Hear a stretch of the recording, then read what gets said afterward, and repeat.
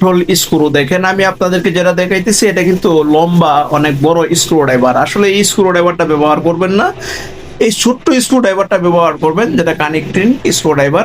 এটা দিয়ে যদি আপনি টোটাল বডির নাটটা খুলেন খুব সহজে খুলতে পারবেন। যখন বড়টা ঢুকাবেন এখানে টোটাল বডির পজিশন থেকে এটা বড় হয়ে গেলে তখন মাথাটা ফেটে যায়, যার কারণে আমি আপনাদেরকে দেখাইতেছি, কারণ এটা নিয়ে আপনাদের অনেক রিকোয়ারমেন্ট। এই রিকোয়ারমেন্টের কারণে কিন্তু আমি আপনাদেরকে আবারও দিচ্ছি, কারণ এই টোটাল বডির যে স্ক্রুটা আছে এটা কিন্তু খুবই ইম্পর্টেন্ট এবং গুরুত্বপূর্ণ একটি নাট। যদি এটা নাট ভেঙে যায়, ফেটে যায়, তখন কিন্তু আপনার বাইকের যে রেঞ্জ অ্যাডজাস্ট করে রাখতে পারবেন না। দেখেন এটা কিন্তু একেবারে নতুন নতুন, এটা প্রায় 2500 কিলোমিটার রাইড হয়েছে, আজকে দ্বিতীয় সার্ভিসে আসছে। আমি আপনাদেরকে দেখাইতেছি, এটাতে দেখেন টোটাল বডির যে মাথায়, যে স্ক্রুর মাথায় যে কোনো রকম ময়লা নাই কিন্তু। বাট এটা কিন্তু আস্তে আস্তে আস্তে আস্তে একটা সময় যে এই জায়গাটার ভিতরে ময়লা জমে, তখন কিন্তু এটা পরিষ্কার করতে হয়।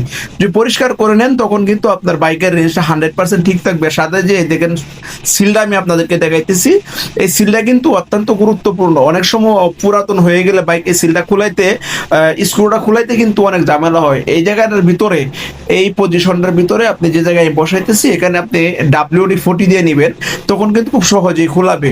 সো আজকের মতো এই পর্যন্তই, পরবর্তী নতুন ভিডিওতে আপনাদের সাথে দেখা হবে অন্য বিষয় নিয়ে। সো সবাই ভালো থাকবেন, সুস্থ থাকবেন। আসসালামু আলাইকুম, আল্লাহ হাফেজ। সবাই দোয়া করবেন আমাদের জন্য।